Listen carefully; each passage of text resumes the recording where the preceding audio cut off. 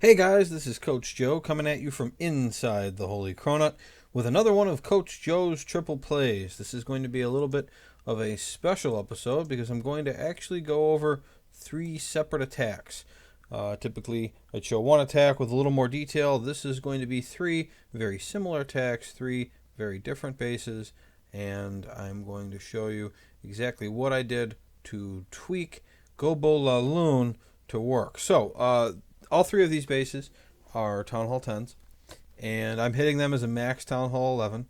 I'm going to use GoBoLaLoon even though all three bases are anti-air. The point of this video is to show you how to beat these bases using more or less the same strategy on all the bases. My armies are not exactly the same, which is really a good thing. I don't like cookie cutter armies, but they aren't that different, and so it shows you kind of what you might want to tweak to make it work on a specific base. So this first one here is what I call a 4-0 air defense base, meaning that there's four along one wall. In this base, for example, all four of them are on the northwest side. There's none on the southeast side, so there's four on one side, zero on the other. The typical problem with this kind of base attacking with air is that most people like to do a spin with their LaLoon portion, and by a spin I mean you eat out a piece of the base with your heroes, probably trying to kill the Archer Queen, probably trying to take out the clan castle, and then once you've bit that piece of the base out, you then start either above the piece you bit out or below it, and then spin clockwise or counterclockwise with your LaLoon, going from air defense to air defense. The problem with this type of base is that the hounds are going to clump up on one end of the base, and then when they start to move across the rest of the base, if you've never really looked at it, the loons start moving before the hound. They get in front. As they move into range of other defenses, they target the loons, not the hounds, and I've done attacks on bases like this before where I've ended up with all three loons surviving, all three hounds surviving, that is, and all of my loons dying. So you have to hit this base, if you're going to use air, a very special way. So the way this strategy works is you come in not from the southeast wall. You're going to come in at the base either from the northeast or southwest end of the wall, and your goal is generally going to be to take out the Archer Queen and the clan castle, an Inferno Tower if you can manage it, and it's really good if you can get one, and then as many of the other defenses as you can get. And if you notice this base, the air defenses on the top, there's two Archer Towers, one Expo, and kind of the Infernos, but there's no other air defense buildings along the northwest wall. They're all in the southeast. Archer Tower, Wizard Tower, Archer Tower, Archer Tower, Wizard Tower, Expo, Expo, Wizard Tower, Archer Tower. It's all down there. And so if your kill squad can take out a bunch of those bases, when the hounds move past the air defenses, there isn't going to be much left that can hit them.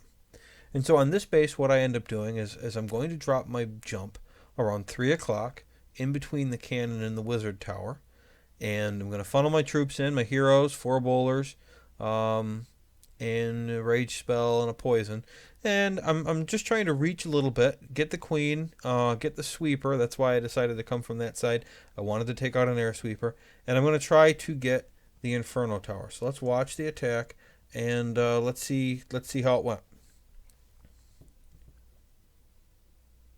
So I'm starting out right at 3 o'clock, like I said. I drop a golem first. I get all those defenses around 3 o'clock targeting him. I use another giant. I didn't know if there was an external Tesla up there, and so the giant was really to protect against that. And I'm using these wizards now to funnel. The northern side of the funnel was actually very easy. There wasn't a lot of buildings up there. So now everything's going to go in. My problem here is that the bowlers and queen were going to get stalled on the Archer Tower. I knew that. That was okay. That's why I've waited on doing anything with my king or my warden. And then finally when they step up, I drop a rage, king ability. And then once I've used the king ability and all the barbarians are out, that's when I use the warden. It's kind of like Mario with the star power. They're enraged. There's a lot of them. And they're invincible because of the warden ability. So now everything's cleared, not a lot happening, and my queen can just kind of walk up and take out this Inferno Tower. And then I start my LaLoon portion. Now, you can do this either coming directly at the 12 o'clock air defense or coming at 6. I chose 6 on this base. And when you do that, you want to drop a hound, and then you'll notice the southern loons. I'm just doing a carpet of hastes and rages. Catch up, catch up, catch up. And then at 9 o'clock, I dropped another hound and some loons. And really, that freeze spell, I didn't even need it. I used it there. I actually got a little worried that everything wasn't going to catch up. I do get nervous every now and then. And unfortunately, because I used the freeze, this last hound, not going to pop. But that's okay. I was thinking ahead, and I kept some cleanup loons. So, I would have run out of time, at least I think so, if I didn't have those cleanup loons for down there. There was a lot of hit points down there and not a lot of pups. Okay, this is the second base. So, on this base now, this is a 3-1 air defense base, meaning that there's 3 air defenses on one side and 1 air defense on the other side. And so this type of base is actually more difficult than the 4-0 air defense bases. The reason for this is when you do your kill squad, you have to kill the 1 air defense, because if you don't, your hounds, when they finish with the 3rd air defense along the northeast wall, they're going to just go right across the base as hard and as fast as they can and settle over that air defense. And you're not going to be able to catch your loons up to it, because you need all of your hastes along the northeast wall, because the hounds that are up there are getting pounded. And also, this base in particular has more anti-air defenses than you typically see on this type of base by the air defenses. There's 2 archer towers up there. There's 2 wizard towers up there. On this base, I was doing a fresh hit. I did not know where any of the Teslas were, but I was assuming that with the gap along the southwest wall, there was a good chance that there was going to be at least 1 Tesla down there. So I do my giant trick again. Now, both of these videos so far, I've done this thing where I've used a golem and a giant. I don't typically do that. These bases were all 3 of them I thought were pretty good, and they forced me to drop a loon in favor of a giant to protect my funnel wizard. So let's see how this one goes.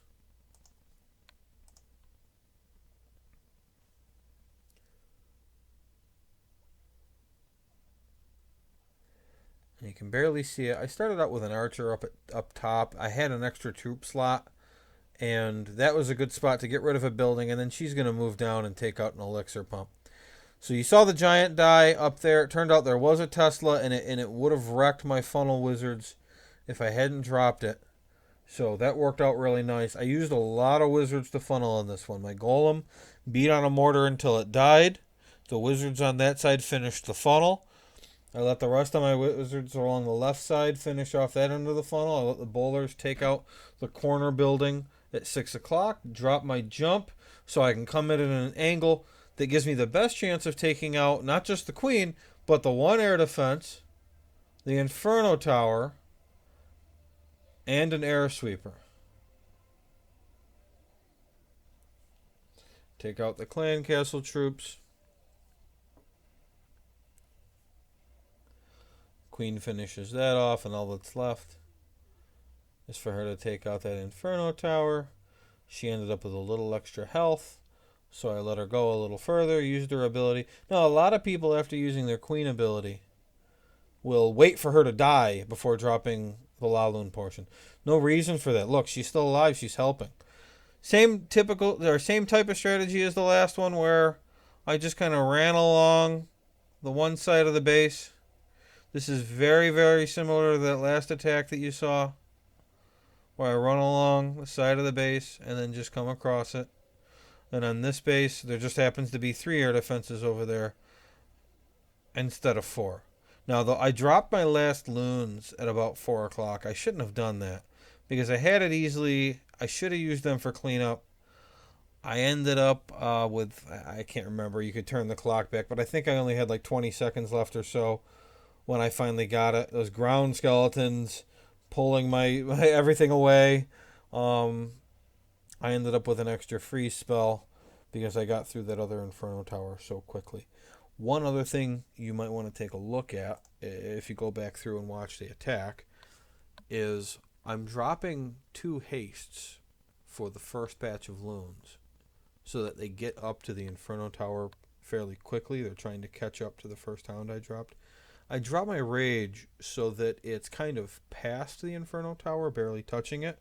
Because what I want is I want for them to get there quickly because of the haste, then destroy the Inferno Tower full force in a rage, and then they're enraged, and when they hit that corner, that's when they're most likely to spread out.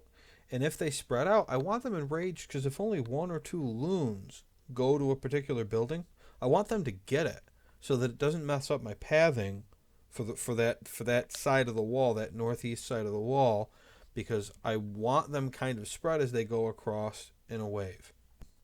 Okay, so now this is the third and final base in this video, and this one is another 4-0 base, but it's a little different from the other 4-0 base. The other 4-0 base had all 4 of the air defenses along the wall within, I'll call it 7 tiles of the outside. You have an outside wall, and then a 3x3 building, and then a wall, and then a 3x3 building. And that first video, all 4 of them were in that range. This one has, after that third wall, has another 3x3 building, and then an air defense. So it's really in what you'd call the core of this base.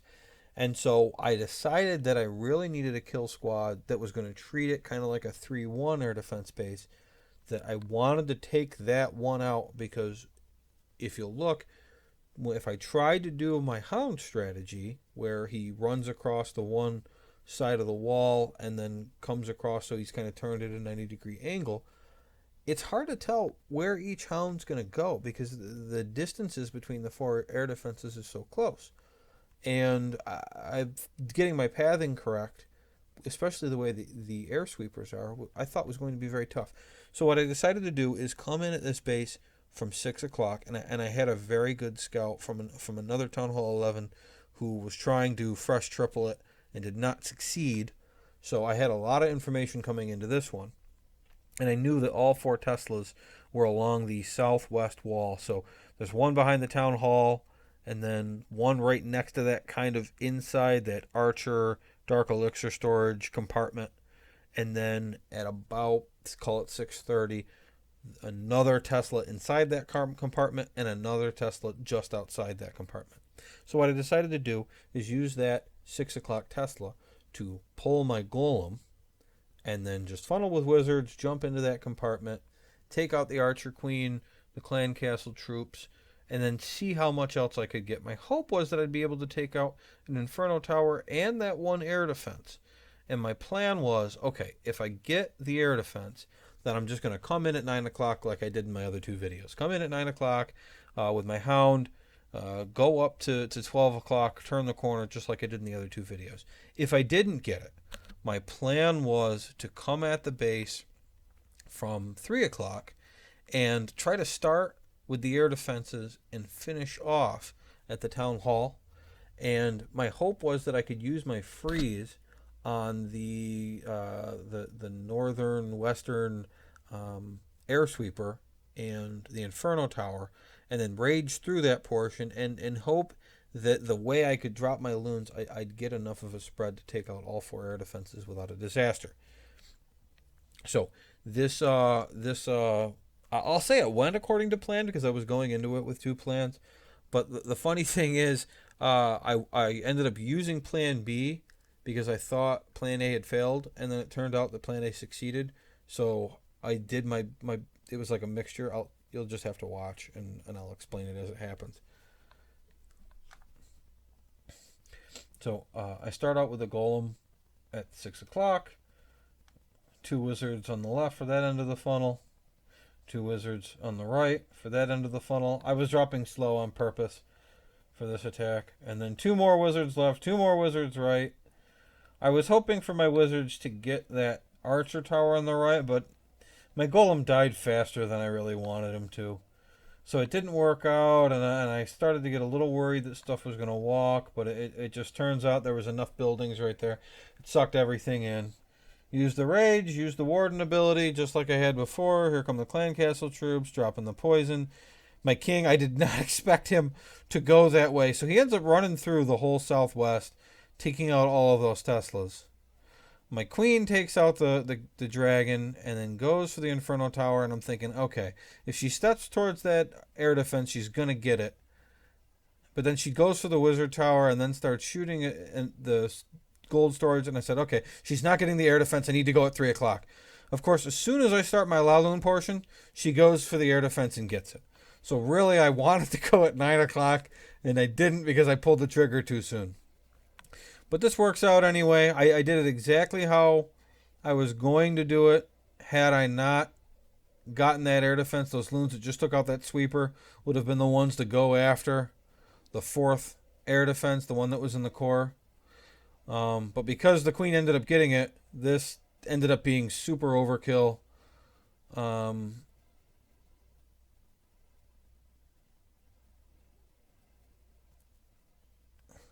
I mean, it's fine. The king took out those Teslas because really the concern coming at that angle was, oh no, I'm gonna have Teslas that I'm ending at, and they're gonna destroy all my loons. But the king killed all of them, so it didn't really matter anyway.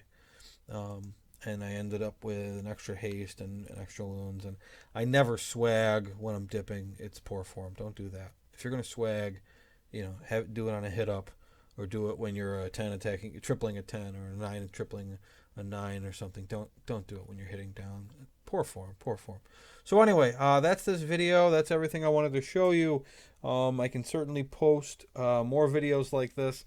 Not a big fan of even posting videos of dips, but to be honest, this is something that a lot of people fail on. I do not see success on this too often. And as long as you can get your funnel right on this and execute on your LaLoon portion, this strategy works very, very well. So good luck with all of that. Thanks for watching. Come visit us at the Holy Cronut, and I'll catch you next time.